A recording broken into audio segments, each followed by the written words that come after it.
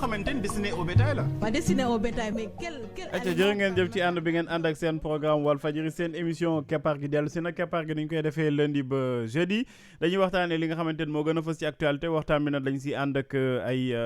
borom xam-xam ñu macha allah ñu ràññee ci dëkk bi ku ci mel ni oustaz Assane ñu ngi koy nuyu di ko ziar. yow itam ràññee nañ la ci dëkk bi de foo tourné ñu ne papa seen papa boobu ñu ngi lay fay jaar ci yow nuyu ziar soppee ñuy toppee ci biir réew mi ak ci bitim réew. oustaz naka koor gi. koor gi damay compter ñaata fan a weesu mais du ma compter ñaata fan a des. ñaata fan a weesu. fukk ak juróom-ñeent de kon kay mën nañ jàpp ni fukk ci des rek. fukk ci des kon de ñu ngi ci àgg ci cappaandaw léegi ñu commencé. vraiment gars yi si nañuy commencé suñu mbokk ñu ñuy tuddee ibaadu yi si nañuy commencé def seen ay xiyam. waaw yow xam naa daa nga ci bokk moo tax nga xam ko xiyaamul layli est-ce que nekkul ne tey lay commencé sax. waaw bu ma juumul. nga xam ne dañuy wàccee kaamil bi ci julli ci fukki fan yi. fanaan ci jàkka ja. fanaan ci jàkka yi ba xëdd jot. mais loolu recommandation la de bu ma juumul. ndollente la rek. ci jamono yonente bi nag moom ameewul woon noonu. maanaam ci jamonoy saxaaba yi daal. jiite nit ñi ci naafila ci kër yi wala ci jàkka yi commencé. mais li ñu la doon recommandé rek mooy nga julli ay rakkaa yoo xam ne moo xam yow kenn wala yooyu. ci rakkaa yoo xam ne da nga koy toog balaa nga julli safa ak witr. ci koor gi. xiyaamul layli nag maanaam dundal guddi gi parce que fukki fan yi mujj yi. dafa nekk fukki fan yoo xam ne dafa spécial moo tax ñu bëgg ñu accélérer jaamu yàlla bi dañu ne yonante bi lu mu daan def ci koor gi bu fukki fan yi mujj yi ñëwee. ci lay gën a laxasaayu gën a ndëgërlaayu parce que daf ci am promotion boo xam ne du bëgg mu raw ko mooy laylatul xadr te kenn xamul ban la ci guddi yi moo tax ñu koy tante noonu ci fukki fan yi mujjee. mais Oustaz foog nga jege micro bi comme ça li ngay wax. gars yi mën ko dégg bu baax mbaa waxuma ko hors antenne. non du hors antenne mais xam naa ñu sant Diop yi jamono ji du ñu dégg bu baax ñi koor gi jàpp yëpp dégguñ ci woon dara daal. man de maa ngi nelaw. kay gis naa la Moussa da nga sonn. je te jure. Moussa dafa boole ay jours yu bari yoo xam ne amul nelaw amul. Moussa dafa sonn macha allah. xam nga dafa nekk ci liggéey bi du bokkul ak directeur yi tappale moom moo liggéey. bu dégg bëccëg. ok ñu ngi lay nuyu Moussa Ba. xaw bu nu mu demee tey mais damaa gëmmentu. bisimilah.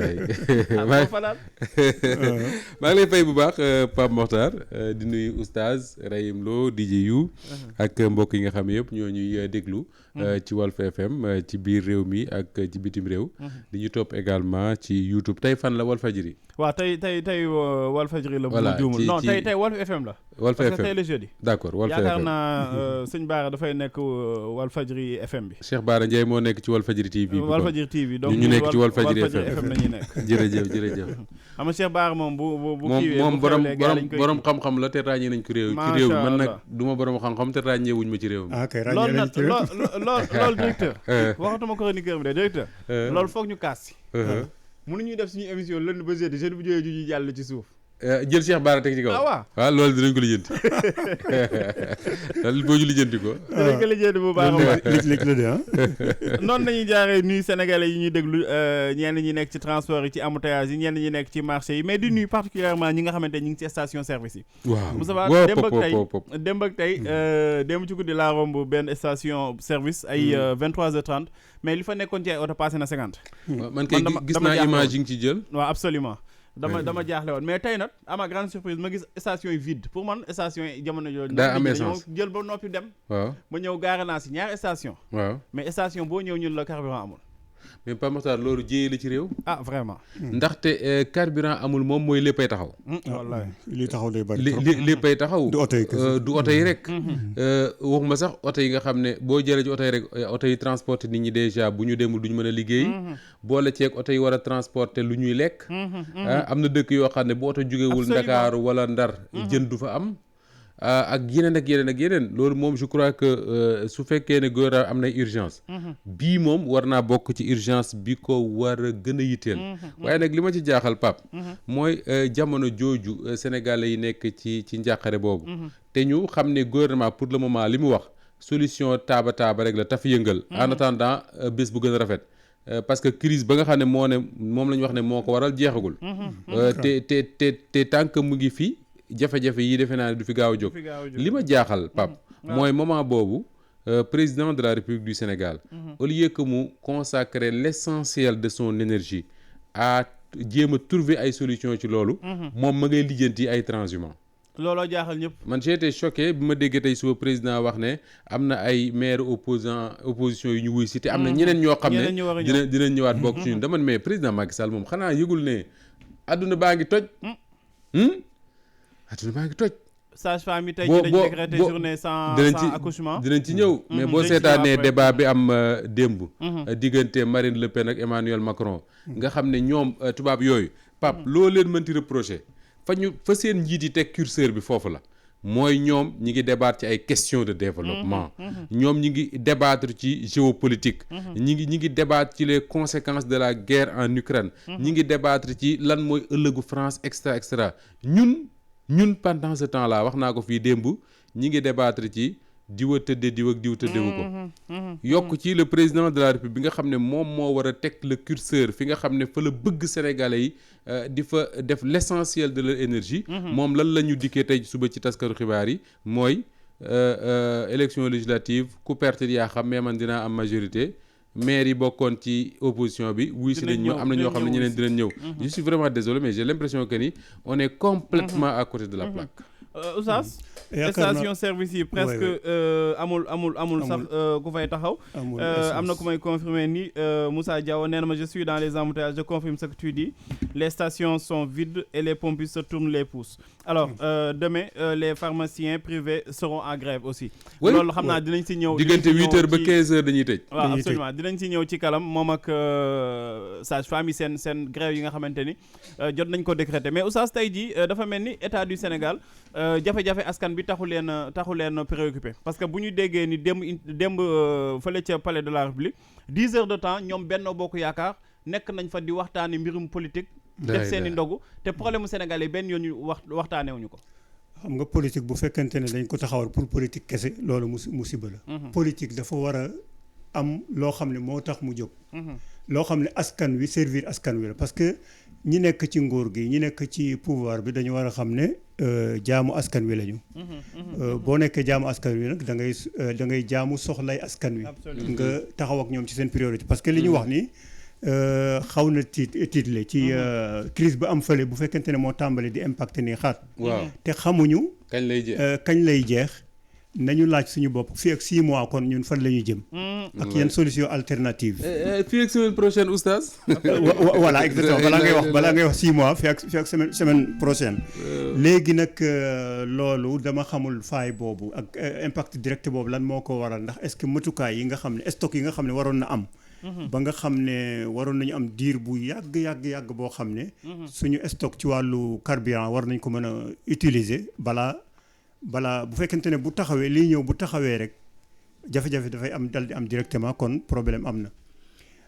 ñun encore war nañu xalaat stratégie yi ñu war a mën a am ba pétrole bi ñuy wax ne am na fi ba léegi. nan la ñuy def ba exploiter ko ba wutal ko solution boo xam ne solution définitive lay doon ci yu mel noonu. yaakaar naa daal bu ñu doon xalaat problème bi long terme ak court terme war nañ ko ci xalaat. court terme bi nag moo gën a urgent ne waroon nañu am benn stock boo xam ne. moo ñuy éviter jafe-jafe bu nekk lu direct. ba ca topp mooy ñu ngi wax ne pétrole am na fi léegi am na fi mais kañ lañ ko commencé naan. il faut loolu itam ñu jublu ci ñu xam ne corona bi jàngal nañu loo xam ne leçon boo xam ne war nañ ko tari mooy ne képp koo xam ne yaa ngi sukkandi sa mbir ca bitim réew dina am bés rek nga wéet ak sa bopp. doo am solution. kon ministre bi moom mi ngi dédramatiser boo ko déggee moom ci tweet bu mu jot a def nee na que ni voilà. am na benn navire société africaine de raffinage est arrivé hier mercredi avec 18 000 tonnes de gasoil celui de Total Énergie est confirmé pour ce jeudi avec 31 000 tonnes note le ministère il ajoute que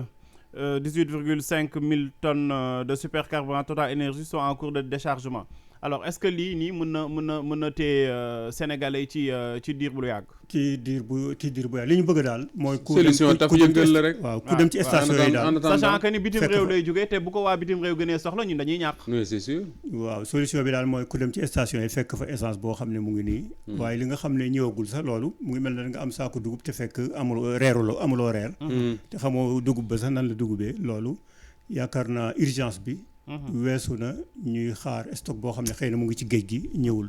li ñu bëgg daal nan lañu yan solution la ñu war a mën a def ba nga xam ne nit ki nga xam ne otoom amul essence mu nekk ci station bi. nan lay def ba mën fa am essence nii loolu taxawaay bu rapide boobu bu gaaw boobu la ñu war a def. xam nga su fekkoon ne crise mondiale la. ñëpp xam nañ ko réew yu bëree lay laal mënul épargner Sénégal. Absolument. mais su fekkoon ne ñun Sénégal dañu sentir une mobilisation des autorités de la plus haute autorité ba ka ca gën a ndaw nga xam ne ñii mbir mi def nañ ko muy seen mbir amatuñ benn jot budul trouver des solutions à ça muy. manqué gu essence manqué gu gaz manqué gu kérosène manqué. mais également grève bii nga xam ne moo jëm ci wàllu santé te nga ne après dinañ ci ñëw. su fekkoon dañu sentir une mobilisation du gouvernement. Absolument. autour de ces questions là amul problème mën nañ xam ne luy ñëw la mais gouvernement ngi jëm loolu question bi mais su fekkee ne moment boobu. loolu di am yow nga dund ko ñi ñuy déglu di ko dund ñoom. moment boobu nga ne président de la République toog na pendant 10 heures de temps ak waa Benno Bokk Yaakaar di waxtaan ak waa Benno Bokk Yaakaar la ñuy waxtaane politique donc nu ñuy def ba xëcc ay maire yu bokkoon ci yeneen i parti gagné ne dañuy jaay seen ngor ñëw ànd ak ñun man dama ne foofu la problème bi nekk. mais lan moo tax en fait mépris la wala négligence la wala lan la moom xamul ay responsabilités monsieur le président de la République. ak koo xam c'est-à-dire que nag dafa am suñu benn mag boo xam ne day faral di bind lu bari Mody Niang dafay bind très souvent booy bind président Macky Sall tudde ko le président politicien c'est-à-dire que Macky Sall politicien la. waaw Mody Niang moom boobu xam-xam la. waaw Macky Sall dafa bëgg politique. waaw moom lu acte bu muy posé boo ko xoolee gis politique ci ginnaaw. te man parfois je me pose des questions et je me dis que ni man bi ma doon wax naan dama rêvé. un président Macky Sall boo xam ne les dernières années de son mandat. daf koy def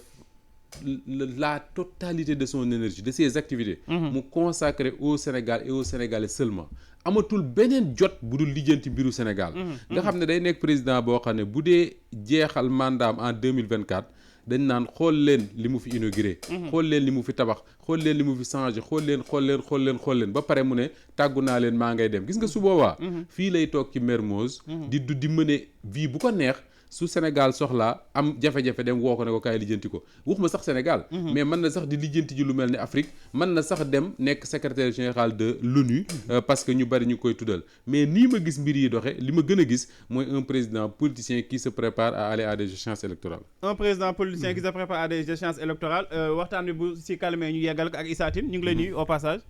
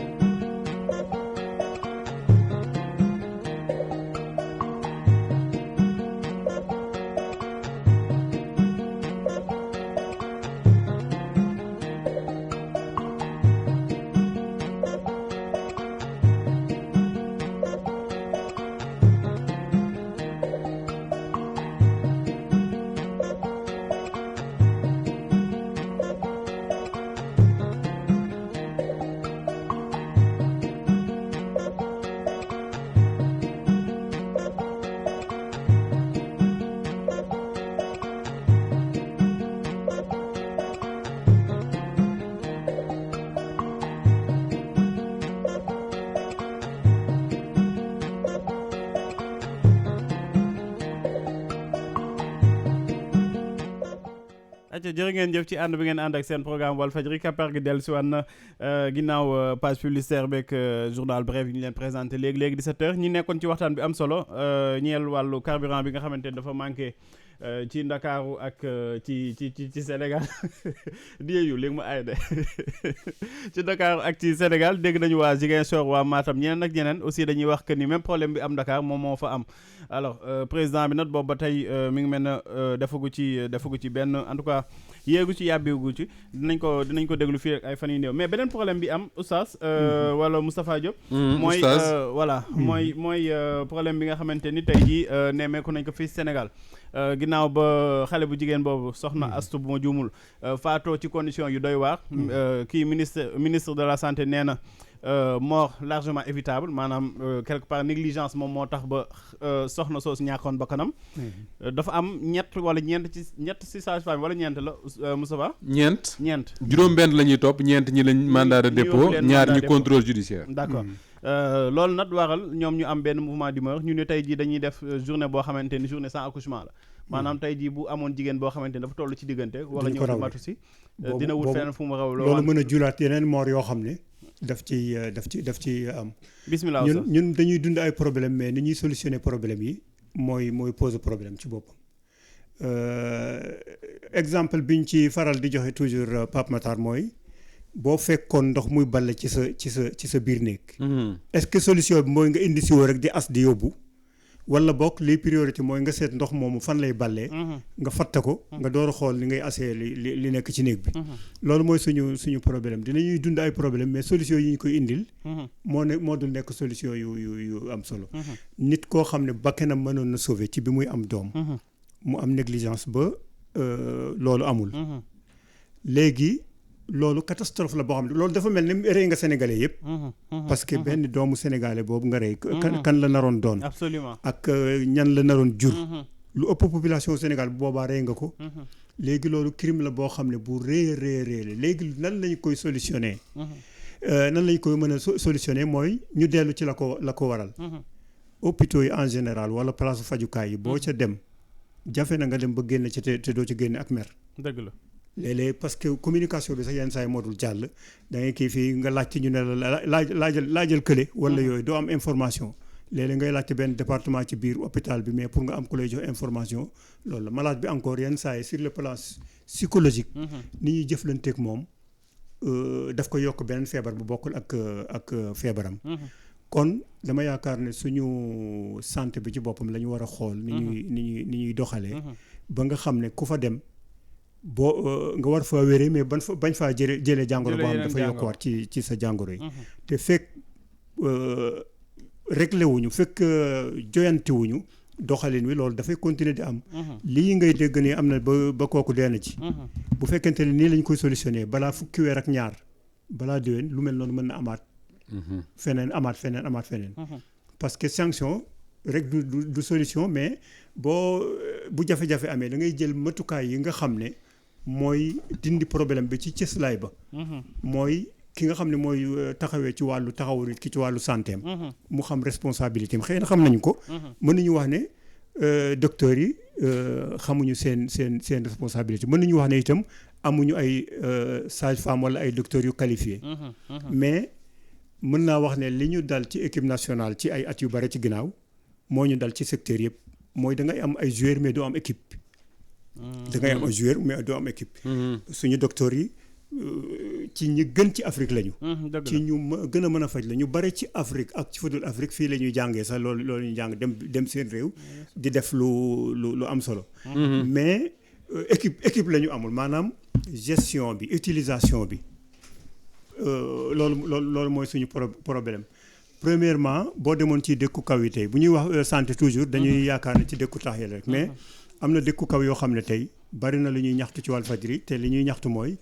ñun benn ambulance moo fi nekk panne na am na benn soxna soo xam ne mu ngi amee doom ci kaw saret yi wala ci yoon wi yooyu yëpp maanaam boo doon seet Sénégal tey ñi ciy bénéfice ci wàllu wér-gu-yaram bu am solo daanaka ñu tuuti lañu ci biir ville yi mais village yi daanaka kenn sóoraalewu leen ñu ngi ci ay jafe-jafe yoo xam ne nit mën na fa dee sax ñu bari mën nañu faa dee information bi moo dul àgg ci ñun mais fekk ñu ngi ci ay jafe-jafe yu bare parce que bu ñuy wax toujours dañuy yaakaar ne Dakar Sénégal Dakar la yem bu ñu réglé problème Dakar nangam rek ñu yaakaar ne foofu la yem te fekk coono yi nga xam ne suñu mbokk yi nekk ca kaw gi ci wàllu santé coono yi ñuy jànkonteel kenn xamul fan la tàmbalee ak fan la yem kon il faut ñu wut solution boo xam ne bu global lay doon ba sénégalais bi fu mu mënti nekk bu bëggee faju mu mën a faju bu bëggee dugg hôpital duñ ko wax ne condition bi mooy nga joxe 100,000 wala nga joxe loo xam ne amuloo ko loolu jafe-jafe la boo xam ne il faut ñu solutionner ko sinon cas yu mel ne ak yudul yi dina continuer di am ci loo xam ne bakken mënoon na ci sauver ñu sàggane ko ba ñu ñàkk ci bakken te loolu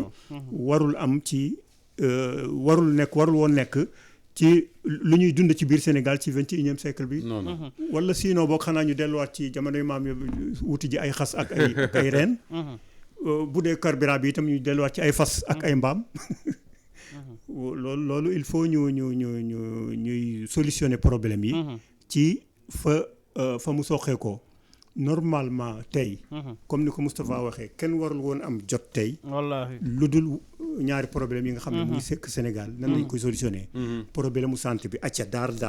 urgence nan la ñuy def ba solutionner ko problème mu carburant bi kenn bu mu am jot même bu amee impact itam nañ ñàkk jot rek ñu xam ne ñun kon yëg nañu problème bi dañu amul solution loolu sax bu amee effort yooyu sax bu amee ñoo xam ne au moins yëg nañ ñoo xam ne yëg nañu ko askan yu mën a defal seen bopp gars yi de ci la ñu fanaan démb di xool solution mais amagul sax loolu dina leen defal mais bu fekkente ne ñii dañuy nekk fii di ngénte ña la nekk fële di dëj ci benn réew di taaxuraan Moussa loolu balaa ngay ñëw sa question bi waxal sa technicien yi soxlaw ma caméra ñu ma koy jéem a forcer nii boy liñ la bëgg a monter caméra mais daf ciy baax man fii laay toog ci fii di wax ak yéen ne leen ñu bàyyi ba ëllëg ba nga solu loolu mënu cee ñàkk nag parce que Pape Matar day war ñun ana Pape Matar bàyyi leen foofu ñu may laajte loolu laa ciy wut alors Moustapha est-ce que question boo la bëgg laaj mooy est-ce que la fin justifie les moyens tey jii ñi nga xamante ne ñoom ñooy grève ak yooyu li ñu bëgg mooy ñu bañ a jël 4 sages-femmes yooyu wala 6 sages-femmes yooyu sacrifier leen def leen li nga xamante ne mooy lu tubaab di tuddee bouc émissaire responsable de tous les torts alors que responsable politique bi di ministre de la santé moom tey jii amul benn sanction bi dal ci kaw mais est-ce que tey jii loolu war na tax ba ñuy décréter journée boo xamante ne dañuy naan journée sans maternité la alors man Pape Makhtar moi je comprends les sages-femmes mais je ne partage pas leur moyen de lutte leur démarche li ma bëgg a expliquer mooy fan yi ñu génn Pape Makhtar Sénégal ñëpp a xalab sage-femme yi à commencer par ñun ñii toog fii ñu toog xalab sage-femme yi ku nekk wax jafe-jafe yi nga xam ne dund nga ko ci këru docteur absolument ba ñun ñëpp ñu jàpp ne këru docteur yi moo yées ci Sénégal ñenn ñi doon nañ préciser ne bu ñu mettre ñëpp dans le même sac man yàlla def na mbir ba fa mu xawee mooy hôpital Ahmadou Sakhir Mbaye bu Louga am na ñu ma doon discuteel ñoo xam ne xam nañu mbir ma ak fa mu ne seen crainte de toujours moo doon lenn mooy ñu jël mbir mi yëpp sëf ko ñi nga xam ne ñoom ñooy le maillon faible de la chaîne mooy ñan mooy sage-femme wala boog personnel de santé bi nga xam ne ñoom ñoo am malchance xëy na fanaan hôpital jour boobule su ko defee li nga xam ne mooy dëggi problème bi mooy li oustaz doon wax sànq source problème bi ñu fàtte ko absolument parce que source problème bi mënul nekk rek ay ñeent wala juróom benn sage-femme yu nekkoon ci hôpital def li négligence am na ko ci ñàkk bakkanam point yem na fa on termine ça ne peut pas être ça le problème est plus dramatique et plus profond que tout ça pourquoi parce que dès que ñu posé ko fii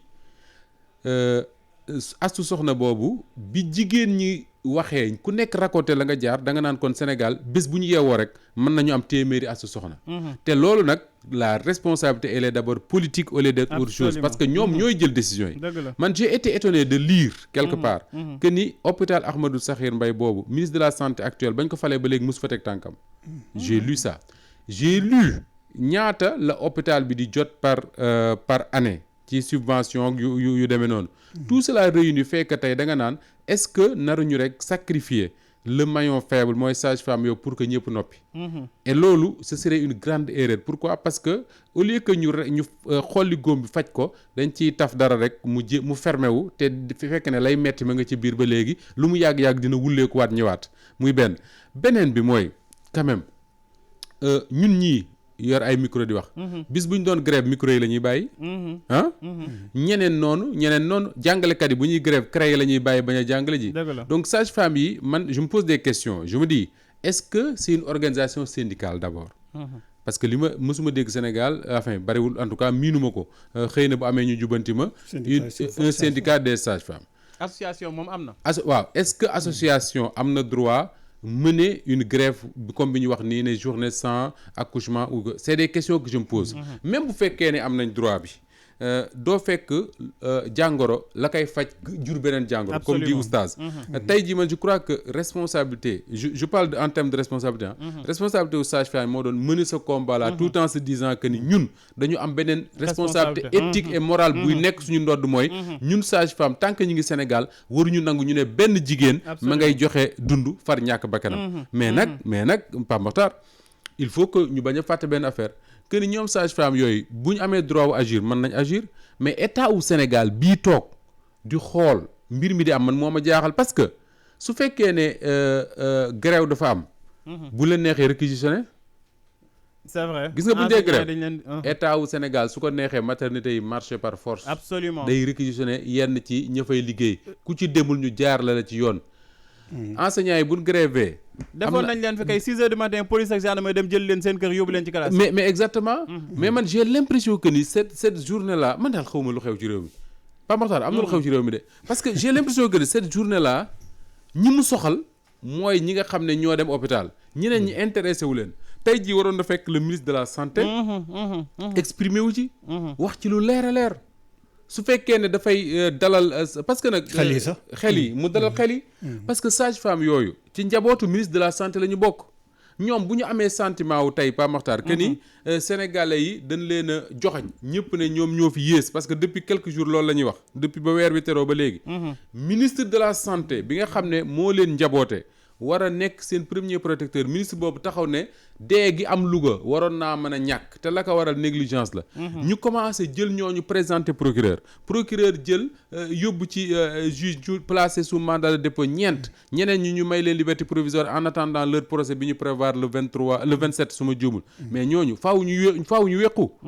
faaw ñu wequ mënul ñàkk. donc tey jii je crois que responsabilité bi ñu war a engager en premier mooy responsabilité de l'autorité. Parce que cette affaire là mënuñu toog rek ne quelques 4 sages-femmes ñoo fa nekkoon ñoom ñoo def négligence nit ñàkk na bakkanam c'est fini où est le reste. Le reste de la chaîne. Moustapha maa ngi jàkkaarloo benn compte rendu visite gouverneur ak PCA ak médecin chef régional effectué ce jour dans les services de maternité et de pédiatrie du CHRASM de Louga. Alors ci recommandation yi rek laay dem da ngay xool que ni ñoom ñu ngi doon alerter quand même. waaw ci li nga xamante ni moom mooy plateau technique bi fa nekk. waaw ma xool qualité prise en charge dans ces conditions mais aussi l'augmentation des agressions verbales venant des patients. ñoom daal ñu ngi doon ñaawlu lu bëri bokk na ci li nga xamante ni moom mooy plateau technique bi nga xamante dafa nekkoon ak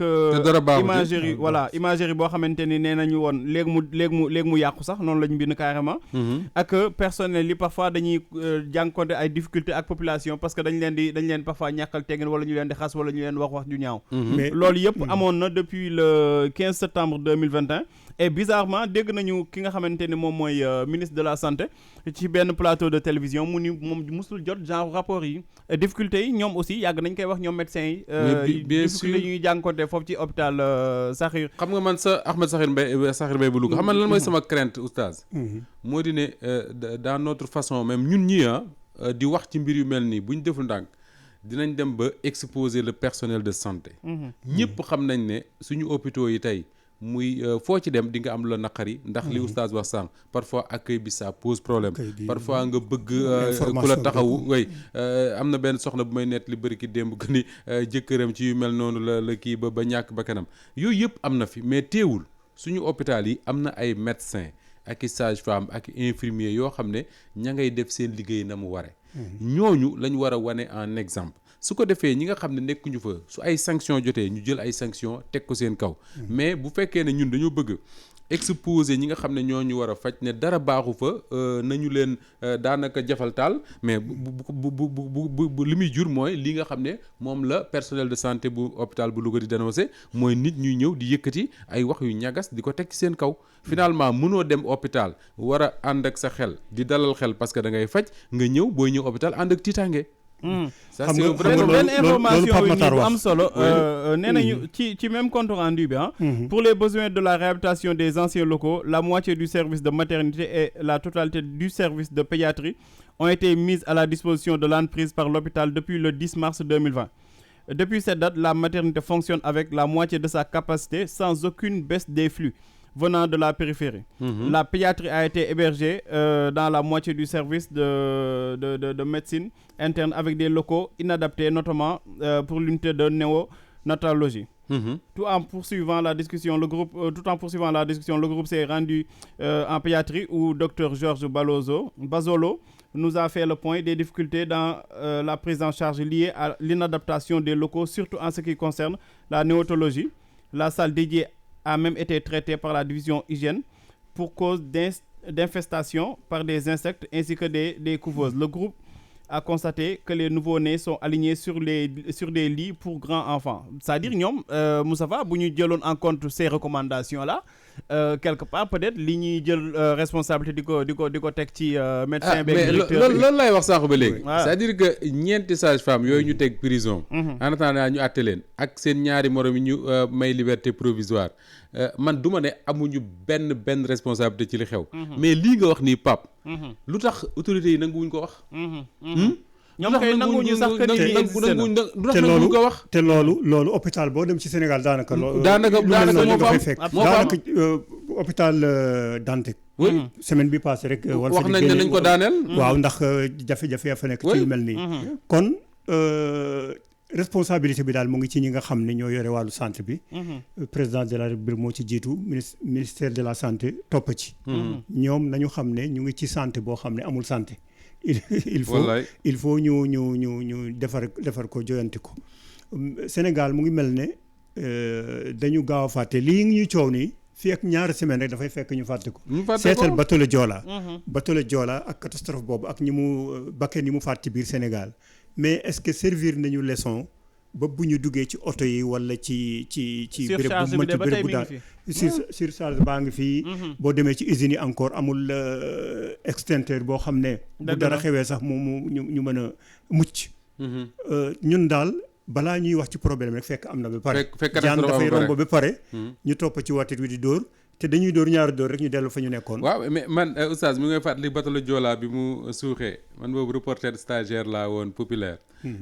ci fan yooyu ñu envoyé ma 2002 septembre 2002 ñu envoyé ma fële nu mu tudd Petersen pour ma def benn reportage sur changement wu comportement wu nit ñi quoi bi nga ñëwee Pa Maxtaar da ngay gis gars yi bu Njaga Njaay yi taxawee gars yi rang di yéeg kenn par kenn su feesee apprenti bi tëj ko toog ci biir ñu ne li amoon ci joolaab dootul amati mais li oustaz di wax rek semaine lañ ci teg kay boo retourné Petersen waxuma yebbam fees mais ci kaw sax dañ fay toog ca porte bagage ba donc Sénégal te yooyu nag Pa Maxtaar bu la ci kenn ndax njiit yi ñoo ko war a régler hôpitalu Louga bale la fa xew mënoo ko jël teg ko ci bopp ñeenti jigéen ne ñoom la négligence la nangam ak nangam lii ñu wax ci maternité bi c'est la réalité que tous les Lougatois ont constaté. Absolument. Je suis désolé man wax naa la fii ne la fii ci hôpital Philippe Senghor gii ci Yoff xam nga Louga sori na hôpital Philippe Senghor gii ci Yoff gi Ndiir mii dëkk man maa fa demal sama bopp maa ci teg sama bët kenn mayu ma kenn nettaliwu ma ko ay jigéen yu am doom ña fa accouché xam nga loolu mu wax naan flux bi ñii accouché wàññeekul xam nga ñu ngi koy wax ci Louga te li tax wàññeekul ma préciser la ko mooy hôpital boobu wax naa la fii ne la hôpital régional la donc c'est pas les gens de la commune de Louga rek ñoo fay ñëw tous les villages yi nga xam ne dañ koo wër dem ba daara ak yeneen dañ fay ñëw donc te ñuy am doom wàññeekuñ maternité ba di fonctionner avec la moitié de ses moyens de sa capacité mais su amee problème wurul bett kenn je suis désolé fii dem naa fi gis maternité jigéen ñi bu ñu accouché ba pare fan leen yóbbu ñuy noppalu nga gis benn lal ñaari jigéen ku nekk fa kii yor doom si kii keneen yor doom si benn lal bi c'est ça mën na jaxasoo sax mais bien sûr mais c'est je suis désolé c'est ça les réalités dans nos maternités boo ko laajee jigéen ñi sage-femme ñu wax la ko ñoom nag man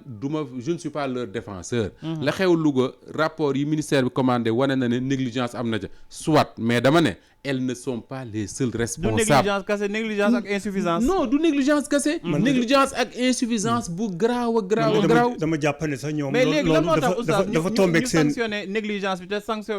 sanctionné wu ñu insuffisance bi. négligé waaw loolu problème la man dama jàpp ne sax ñooñu loolu dafa tombeek seen ñu monté rek mais bu dul woon ñoom ñitam bu fa ñeneen nekkoon itam. bu daloon si ñeneen tamit ñooñu sanctionné su ma Moustapha Diop ak Pape Makhtar monté woon it la même chose mooy am ñu sanctionné leen rek. loolu lay doon. kon il faut daal ñu def footum ministère bi na def footum biir. Moustapha wax na lu am solo léegi oustaz. lan moo tere état du Sénégal jéem a réagir par rapport à cette situation ñaan ñu ko yàlla tey jii bu amee 10 wala 15 personnes yu doon dem di matu ji ñàkk seen bakkan lan la président Macky Sall di wax askan bi. bu boobaa dañu xam ne rey nañu Sénégal 15 fois Sénégalais yëpp 15 fois wala 10 fois rek. ñu teg ko ci bopp kii rek sage-femme yi rek. te bu boobaa itam dañuy même bu ñuy def rapport yi sax rapport yi dafay raxaale loo xam ne. bokk ci ba ñu teg ko ci bopp ñi nga xam ne ñoom ñoo gën a. neex a teg. wallaay fi mu ne nii fi ma toog ni oustaz maa ngi liir yaay baayam Diouf ba dëkk ca Pikine. présidente des fédérations des organisations associations départementales des associations féminines du département de Pikine. muy wax ne moom li mu gis lu garaaw la te état war na cee jël ay solutions urgentes mooy Pikine maternité yi fonctionné wuñ. parce que tey association bi sage-femme yi seen appel bi ñu lancé seen morom yëpp dañ ko topp parce que Pape Makhtar yow nitu média nga tey jii buñ la woon kenn ci ñi ne ci média bi ak fu mu mënti bokk dañ koo téye rek di nga am lo metti yow dëgg la c'est vrai c'est vrai léegi mets-toi dans la tête des sages-femmes du Sénégal yi nga xam ne ñoom ku ci yeewu fan yi xam ne am na ñeent ci ñoom yoo xam ne sax boo defu ndànk ñoo bokk benn école bu ñu jàngee benn école bu ñu génnee ñoo xam ne actuellement ñi ngi ci kaso et que li tax ñu dem kaso à tout moment mën na leen arrivé ñoom donc man moo tax ma wax ne je les comprends même si je ne partage pas démarche bi ñu jël mais je les comprends ñu continuer noonu mi ngi mel ni bu ñu paree ci sage-femme yi pharmaciens yi Moustapha dañuy grève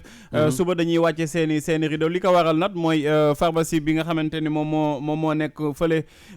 ca centre ville jur fi coolu rëy Dame Mbodj sax yaakaar naa fan yi passé ñëwoon na di ci indi ay firnde ak ay leeral laata ma koy jël dinaa ko jéem woo au téléphone mais Moustapha lan moo xew diggante pharmaciens yi ak état du Sénégal ba ñu naan dañuy grève alors li ma ciy jotoon a dégg mooy dafa am benn pharmacie bu nekk ca place de l'Indépendance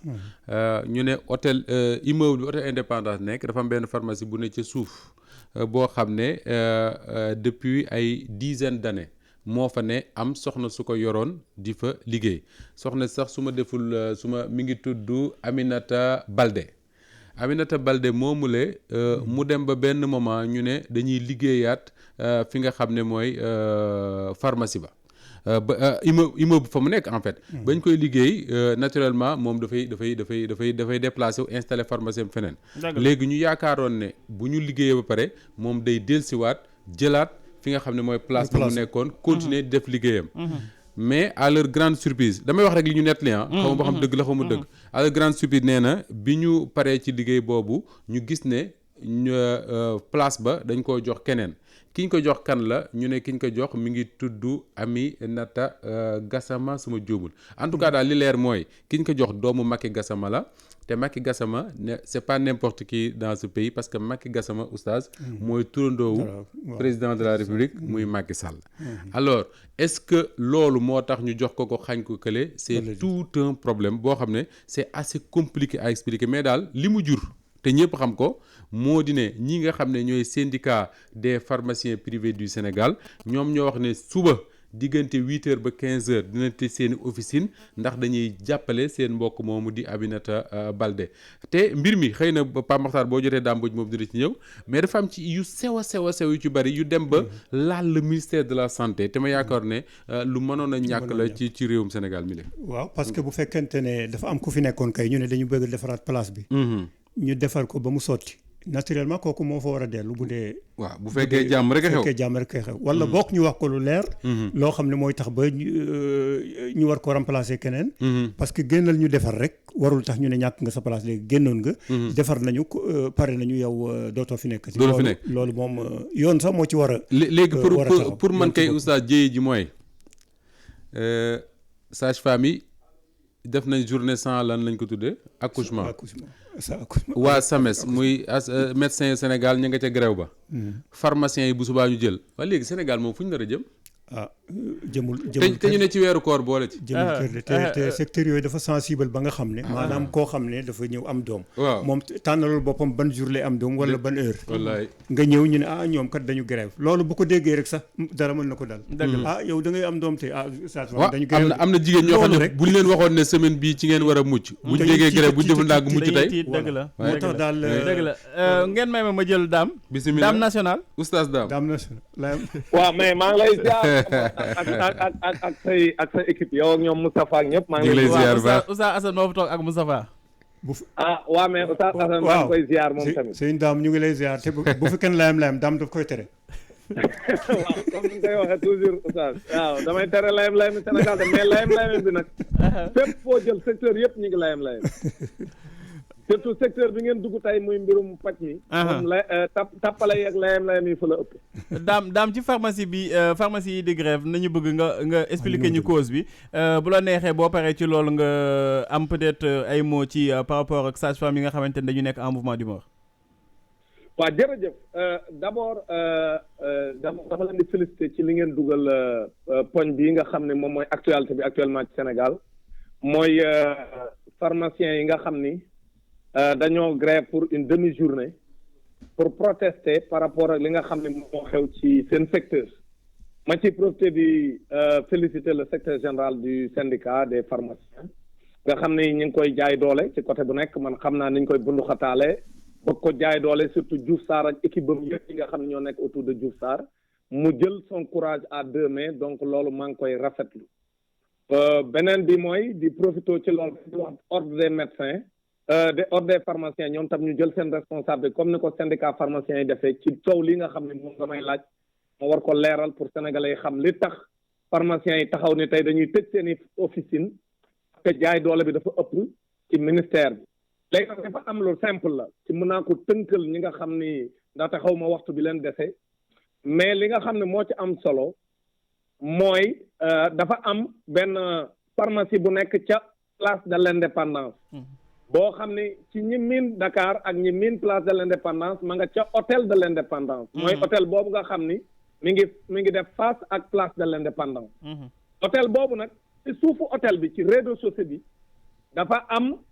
pharmacie bu fa nekk ci espace boo xam ne local bi 66 mètres carrés virgule 02 la léegi nag espace boobu ci suuf comme ñoom dañ koy louer am na ndaw su fa am pharmacie mi ngi tudd la grande pharmacie dakaroise ndaw si ko moom mi ngi tudd Aïcha Goundiam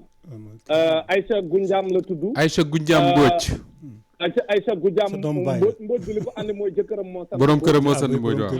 waaw borom këram moom moo sant Mbodj mais Aïcha Goundiam moom papaam nekkoon na procureur général près de la Cour suprême donc moom naam yaayam française la mais moom sénégalaise nationalité sénégalaise la am léegi nag moom mooy occupé pharmacie boobu nga xam ne moom liggéey na fa comme employé ba mu jàgg moom ko en 1981 moom mu jënd pharmacie bi nga xam ne moom fa la doon liggéey 2 ans avant bi mu ko jëndee léegi nag nekk fa 1981 ñu autorisé ko le ministère de la santé publique la tuddoon à l'époque le ministre de la santé publique jox ko arrêté en 1981 donc ne ko yow Aïcha Goundiam yow lañ autorisé pour nga exercer foofu ci suufu immeuble hôtel de l'indépendance mu fay exercer ba 2015 bi 2015 ñëwee comme hôtel bi dafa mujjoon daanu doxatul woon mu màggat waa IPRES jënd ko comme niñ ko yàgg a defee ñoom immeuble yu bëri yu nekk Dakar IPRES ñoo ko jënd léegi bi IPRES jëndee immeuble bi may fàttali ne IPRES boobu ki nga xam ne moom moo yore doole IPRES mooy le président du conseil d'administration muy Racine Sy jëndee moom ak waa IPRES immeuble bi hôtel bi comme daanu na ñu dem jënd ko léegi nag ñu ne dañ koy defaraat bi ne dañ koy defaraat nag léegi ñoom ñu ni ndaw si moom Aïcha Goundiam na jóge foofu mu wuti feneen foo xam ne fa lay nekkandi en attendant ñu defar immeuble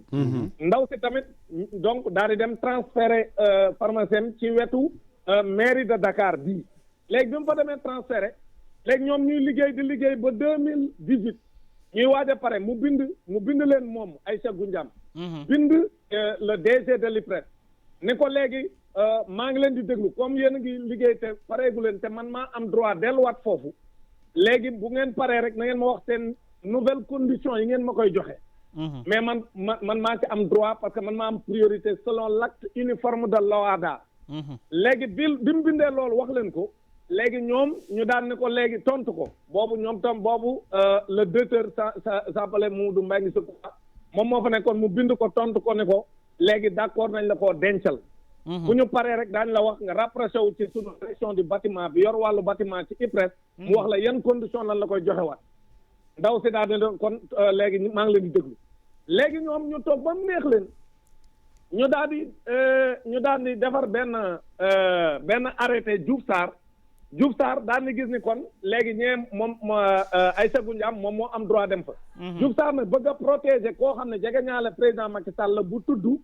Aminata Gassama Balde Aminata Gassama bi mi ngi ko jëlee ci moom waajuróom wu góor moom mooy Macky Gassama di turandoo président Macky Sall léegi jëkkëram di Abdoulaye Balde moo tax mu moom Aminata Gassama Balde moom lañ bëgg a protéger nag léegi dem jox ko place boobu nga xam ni Aïcha Goundiam mi ngi koy occupé depuis 1981 léegi nag nan lañ ko defee Diouf Sarr dafa génne benn arrêté daal di génne benn arrêté ci joxe doole boo am joxewul benn motif dafa bind rek article 1er jël na local boobu na fa Aminata Gassama dem installé wu def fa pharmacien Aïcha ni waa lii moom mooy lan fan ngeen teg loolu ak ban loi moo leen may ngeen jël pharmacie bi man maa ko mos a occupé dañ ma ne woon génn dil benn temps ñu def pare nag ngeen bëgg ko jox Aminata Gassama mais fan ngeen ko teg joxuñu ko benn raison moom mu jël ñetti avocat ñu attaqué la mesure avocat yi ñu jël Assane Dioma Ndiaye la jël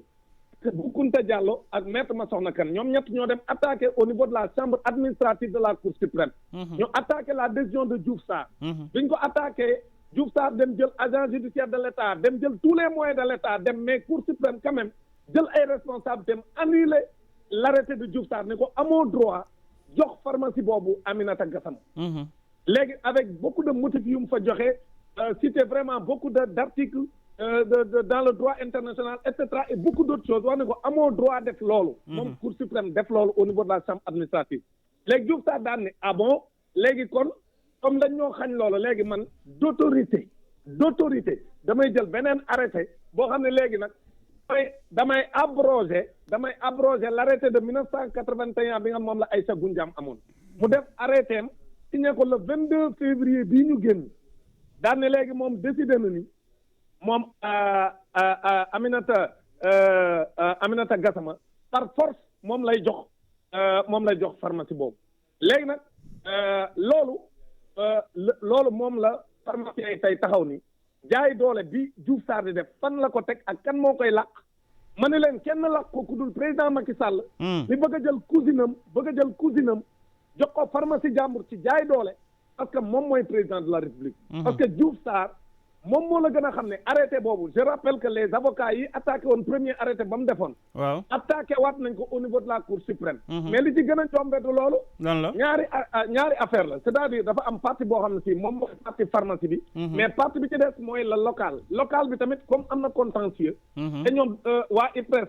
ak waa IPRES ñoom dañ ko bëgg a jox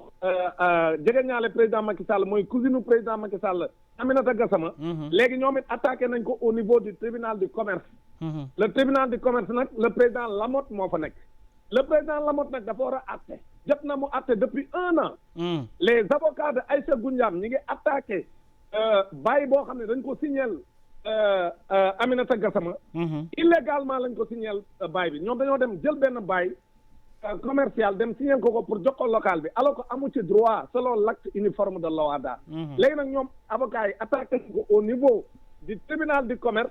mais depuis 1 an ñu ngi renvoyé waat nanguñu atte comme ni Cour suprême def parce que xam nañ ni suñu attee dañuy neenal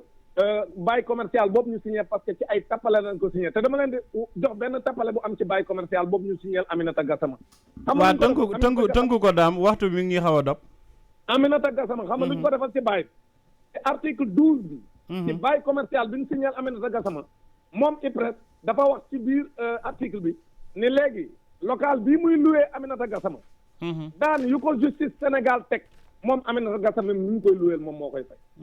parce que xam na ni moom li muy def teg ko ci yoon te tôt ou tard mën nañ ko ci teg ay daan léegi nag mu ni ci biir nan ngay loué nit sab local yow Pamata mën nga nit di la loué këram di la kër gii ma lay loué dama cee am contentieux ak ku koy xëccoo léegi nag man daan bu ma ci daal yow nii ma koy loué yaa koy fay loolu wane na ne kon ay tappalekat yëfu tappale la léegi nag ñu daal di jël jamono ji may wax ak yow Aminata Gassama ma nga ca pharmacie ba di fa jaay xam nga ñu ni léegi ñu ni jaayu fa ay garab xam nga ñu ni lan lay fay jaay ñu ni parapharmacie la fay jaay jaayu fa ay garab léegi nag avocat wu Aïcha Goundiame comme duñu ay dof dañoo jël benn huissier ñu dem jox ko benn ordonnance mu dem ca pharmacie ba dem ñu ñaari garab ñoo nekkoon ci ordonnance bi ñu dem jaay ko benn bi ni am nañ ko mais bi des amuñu ko mu constaté ko mu def un procès verbal de constat wax ne dugg na ci pharmacie bi Aminata Gassama di yore ca suufu place de l'Indépendance jënd na fa garab kon leer na ne léegi ña ngi koy jox muy jaay ay garab illégalement donc ça veut dire que dëkk bi président Macky Sall képp ku ànd ak moom lu la neex def le ministère de la santé c'est un borom Diouf Sarr moo ko jiite barki démb gis naa ko mu dem ci benn télé daan ni non ñaari jigéen yu xëccoo la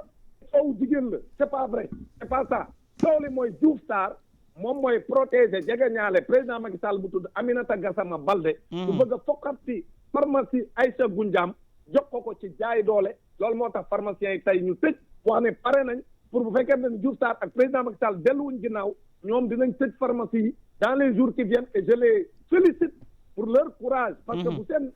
mbokk muy liggéeyandoo ak ñoom nekkee jafe-jafe ñu koy jaay doole ñoom syndicat bi loolu mooy seen rôle taxaw ci wetam parce que ni kenn du ko fi jaayee doole lii daal ci tënk amatar mooy li nga xam ne moom moo am ci sunu réew lii moo lay wan ne sunu réew yàqu na surtout santé du caaxaan ay tappale waruñu ko cee dugal jaay doole bi dafa ëpp loolu moo tax pharmaciens yi sénégalais yëpp war a topp seen ginnaaw jàppale leen ci xeex bi ñuy xeex pour président Macky Sall bàyyi jaay doole bi moom ak ñi mu àndal ak Diouf Sarr ñu delloo Aïcha Goundiame pharmacie bi nekk suufu place de l'Indépendance parce que moom moo ci am droit Dame jërëjëf mon frère ba am nga carburant rek waaw man de jënd naa sànq def naa lu plein daa foo jëndee Moustapha dem man Pikine laa jëndee Pikine nga jëndee waaw parce que après ñu dem Pikine waaw nee nañu banlieue bi moom moo wax am carburant jamono ji mais Dakar centre moom dafa xaw a manqué bu baax a baax jar na boo dogee daw bu Pikine jar na ko Dame ñu ngi lay jaajëfal bu baax a baax Moustapha oui mi ngi noonu ñoo ko déggandoo Dame Mbodj moom mi suivre cette histoire là nettali na ko ni mu amee mais man li ma ci intéressé loolu lépp mooy mën na nekk un combat entre ñaari jigéen comme ni ko ministre bi waxee mën na nekk un combat entre état bu jubadi bëgg a protéger ñenn ñi dal ci kaw ñeneen ñi yooyu yëpp mën naa ne ci biir mais man li ma ci intéressé Pa Makhtar mooy Sénégalais yi ñu doon Sénégalais yi nga xam ne ñoo ñuy déglu parce que ku gis pharmacie yi xam ba xam Pa Makhtar yaa ngi def attention ci loolu est-ce que xam nga Sénégal léegi pharmacie dañuy rang waaw c'est vrai c'est-à-dire que ñun lu ñu liggéey jënde ko garab absolument fi mu ne bu ñu dogee ba pare defal tuuru quelques pharmacies rek fii ci surtout ci ay Grand Dakar Médina affaire yooyu da ngay gis gars yi dañuy rang ba ci biti man dem naa ci benn pharmacie côté Guédiawaye fan yële ci ginnaaw bi ma agsee ki ma àndal ma ne ko ma koy nuyu passage Moustapha Diop tudd comme man jëndal ma paracétamol ci kii bi mais dama taxaw gis nit ñi rang ma ne ko ñii lu ñuy rang mu ne ma non pharmacie bi dañuy rang pour dugg ça veut dire quoi que ni Sénégalais yi ñii feebar nañ ñi ngi ci l'hôpital yi tëdd ñii feebar nañ mënuñoo dem l'hôpital ña ngay wut ay garab yu leen bindal ñu koy jënd ñii yor nañ feebar yoo xam ne illaa yow mi diini dañuy jëndi garab dañuy jëndi garab di dem rek mënatuñ tàggati ko ak garab pendant ce temps là ñu ne un conflit am na ba pharmacien yi pharmacie àgg ci tëj war na interpeller ku nekk te am na réew dafa am yoo xam ne buñ fa tollee le président de la République moom moo ñu fi jaayoon daaw fast track wax ne day dindi poste premier ministre parce que dafa bëgg lui-même qu'il gère directement les problèmes mais dafa ci am problème yoo xam ne bu ñu fa tollee man je crois que le président de la République moom moo war a agir directement mais bien sûr woo son ministre de la santé convoquer les pharmaciens ñu ñëw taxaw ñu wax ko c'est quoi le problème mu tranché su ko defee lii Dame Mbodj di wax nii mën na koy éviter mooy lan mooy kii ñu ciy tudd wuy juróom wu góor mooy turandoowu président Macky Sall su président Macky Sall toogee di seetaan ku yor xel mu mel ne sama bos. mën na jàpp ne da ngay jàpp ne looloo tax. teg si di soxnay. oui di soxnay Abdoulaye Balde ancien maire de Ziguinchor di soutenir président Macky Sall donc am na yoo xam ne c'est le président qui doit agir. parce que question bi yëpp mooy ka fa nekkoon lan moo tax ba ñu ne ko yow dootoo fi dugal daal loolu moo ma jaaxal. wallaay ka fa nekkoon kay. te doyaat oustaz mooy pharmacie du boutique gu suukar du boutique gu ceeb. li ma bëgg a wax par loolu mooy Dame Mbodj expliqué na ko sànq dafa am ay textes yoo xam ne ñoom ñoo régir nuñ koy installé et dans quelles conditions lañ ko war a installé man mi du damay neex rek ma ñëw fii ci buntu Walfadjri tijji pharmacie